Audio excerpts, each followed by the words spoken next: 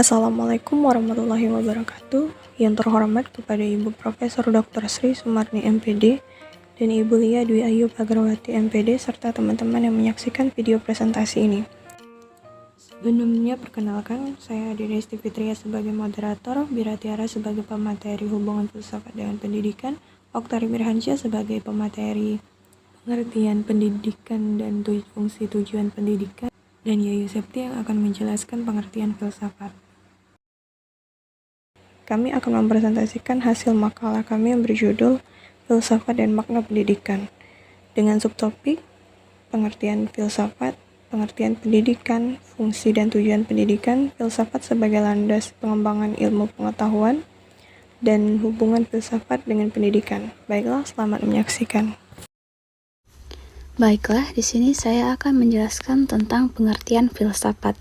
Jadi, kata filsafat itu berasal dari bahasa Yunani, yaitu philosophia, dari kata philos yang berarti cinta, persahabatan atau tertarik, dan sophos yang berarti kebijaksanaan. Di sini kami mengambil 3 ahli dari tokoh filsafat. Yang pertama yaitu menurut Plato. Menurut Plato, filsafat adalah suatu ilmu yang mencoba untuk mencapai pengetahuan tentang kebenaran yang sebenarnya. Sedangkan menurut Aristoteles, pengertian filsafat adalah suatu ilmu pengetahuan yang meliputi kebenaran yang berisi ilmu metafisika, retorika, logika, etika, ekonomi, politik, dan estetika. Sedangkan menurut Al-Farabi, mendefinisikan filsafat sebagai ilmu pengetahuan tentang alam maujud, bagaimana hakikatnya yang sebenarnya.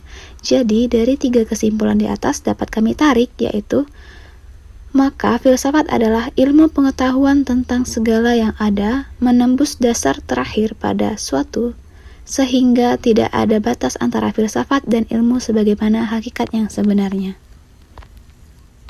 Pengertian pendidikan. Di sini kami mendapatkan 3 sumber pengertian pendidikan, yaitu menurut Edward Homrey, menurut Ki Hajar Dewantara, dan juga Dri Yarkara. Yang pertama menurut Edward Homrey, dalam bahasa Inggris yaitu Education means increase of skill development of knowledge and understanding as a result of training, study, or experience, yang dimana artinya yaitu pendidikan adalah sebuah penambahan keterampilan atau pengembangan ilmu pengetahuan dan pemahaman sebagai hasil latihan, studi, atau pengalaman. Lalu menurut Ki Hajar Dewantara, pendidikan itu merupakan menuntun segala kekuatan kodrat yang ada pada anak agar mereka sebagai manusia dan anggota masyarakat dapat mencapai keselamatan dan kebahagiaan yang setinggi-tingginya. Dan yang ketiga menurut Dri Yarkara, pendidikan adalah memanusiakan manusia, yang dimana menunjukkan bahwa pendidikan usaha yang sistematis yang bertujuan agar setiap manusia mencapai satu tahapan tertentu dalam kehidupannya, yang dimana jika disimpulkan dari 3 ahli tersebut dapat disimpulkan pengertian pendidikan tersebut yaitu usaha sadar dan terencana untuk mengembangkan potensi diri yang dilaksanakan oleh seseorang pengajar kepada peserta didik yang terjadi sepanjang hayat dalam semua tempat dan situasi, yang memberikan pengaruh positif pada pertumbuhan individu agar dapat mencapai kebahagiaan lahir dan batin. Fungsi pendidikan. Mengacu pada Undang-Undang Nomor 20 Tahun 2003 tentang Sistem Pendidikan Nasional, fungsi pendidikan yaitu pasal 3 yang menyatakan bahwa pendidikan nasional berfungsi mengembangkan kemampuan dan membentuk watak serta peradaban bangsa yang bermartabat dalam rangka mencerdaskan kehidupan bangsa, bertujuan untuk berkembangnya potensi peserta didik agar menjadi manusia yang beriman dan bertakwa kepada Tuhan Yang Maha Esa, berakhlak mulia, sehat, berilmu, cakap, kreatif, mandiri, dan menjadi warga negara yang demokratis serta bertanggung jawab. Dan tujuan pendidikan. Di sini kelompok kami mendapatkan 3 sumber tujuan pendidikan, yaitu menurut Undang-Undang Nomor 20 Tahun 2003. Pendidikan itu bertujuan berawal dari manusia apa adanya dengan mempertimbangkan berbagai kemungkinan yang apa adanya dan diarahkan menuju terwujudnya manusia yang seharusnya atau manusia yang dicita-citakan. Nah, tujuannya itu menjadi manusia yang beriman dan bertakwa kepada Tuhan Yang Maha Esa.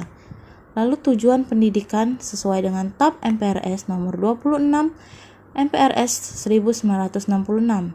Tujuan pendidikannya yaitu untuk membentuk manusia Pancasila sejati berdasarkan pembukaan Undang-Undang Dasar 1945.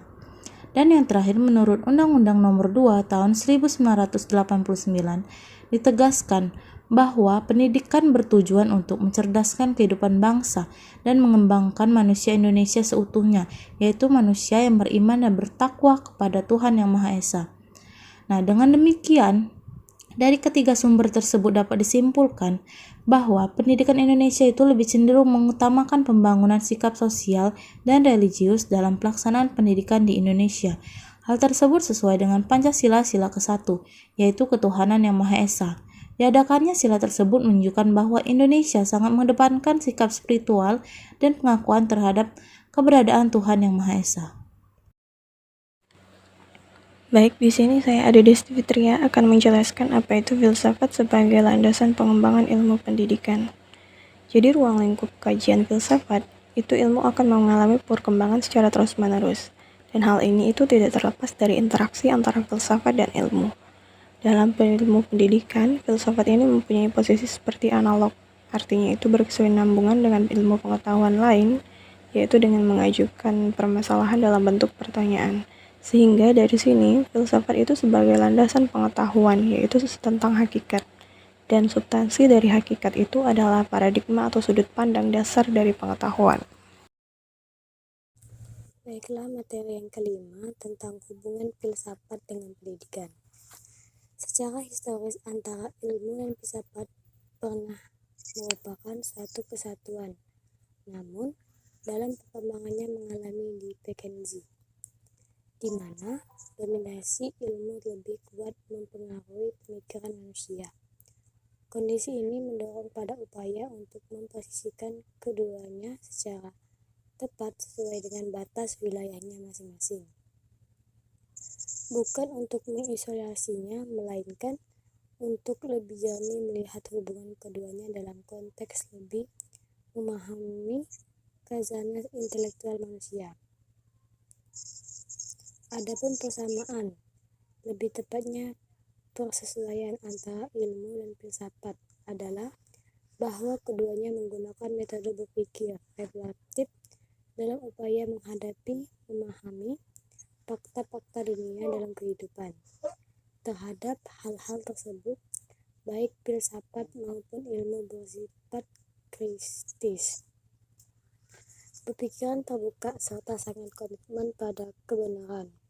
Di samping perhatiannya ada pada pengetahuan yang terorganisir dan sistematis. Sementara itu, perbedaan filsafat dengan ilmu lebih berkaitan dengan titik tekan, di mana ilmu mengkaji bidang yang terbatas. Ilmu lebih bersifat analitis dan deskriptif dalam pendekatannya. Ilmu menggunakan observasi, eksperimen, dan klasifikasi data, pengalaman indera, serta berupaya untuk menemukan hukum atas gejala-gejala tersebut. Sedangkan filsafat berupaya mengkaji pengalaman secara menyeluruh sehingga lebih bersifat inklusif dan mencakup hal-hal umum dalam berbagai bidang pengalaman manusia. Filsafat lebih bersifat sintetis dan sinoptis dan kalaupun analitis, maka analisisnya memasuki dimensi kehidupan secara menyeluruh dan utuh. Filsafat lebih tertarik pada pertanyaan kenapa dan bagaimana dalam mempertanyakan masalah hubungan antara fakta, khusus dengan skema masalah yang lebih luas. Filsafat juga mengkaji hubungan antara temuan-temuan ilmu, klaim agama, moral, dan seni. Menurut Tarigan et al. tahun 2022. Secara singkat, hubungan antara keduanya dapat dirumuskan sebagai berikut. Yang pertama, filsafat pendidikan memberikan pandangan-pandangan filsafiah kepada teori pendidikan, khususnya pandangan tentang manusia, peserta didik, tujuan pendidikan, dan bagaimana seharusnya belajar. Yang kedua, teori pendidikan sebagai sebuah disiplin ilmu yang otonom, sering menemukan masalah-masalah yang membutuhkan bantuan filsafat pendidikan. Kadang-kadang pandangan filsafat pendidikan dapat mengubah teori pendidik.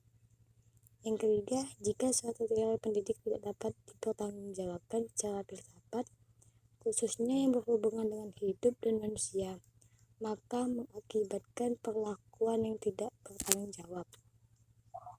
Yang keempat, pelaksanaan teori pendidik sering memberikan bahan-bahan baru kepada filsafat pendidikan untuk direnungkan. Yang kelima, teori pendidikan dapat mengkoper pandangan filsafat pendidik yang cocok baginya, meskipun pandangan-pandangan tersebut harus diolah kembali. Baik, untuk kesimpulannya, filsafat itu adalah ilmu pengetahuan tentang segala yang ada dan menembus dasar terakhir segala sesuatu sehingga tidak terbatas antara filsafat dan ilmu, sebagaimana hakikat yang sebenarnya. Pendidikan adalah usaha sadar dan terencana untuk mengembangkan potensi diri yang dilaksanakan oleh seorang pengajar kepada peserta didik, yang terjadi sepanjang hayat dalam semua tempat dan situasi yang memberikan pengaruh positif pada pertumbuhan individu agar mencapai kebahagiaan lahir dan batin. Dalam ilmu pendidikan, filsafat ini menempati posisi secara analog dengan ilmu pengetahuan yang lain, dengan mengajukan permasalahan dalam bentuk pertanyaan. Filsafat dan pendidikan juga itu memiliki pengaruh yang saling mempengaruhi. Sekian presentasi dari kami. Apabila ada kesalahan kata kami mohon maaf. Terima kasih. Wassalamualaikum warahmatullahi wabarakatuh.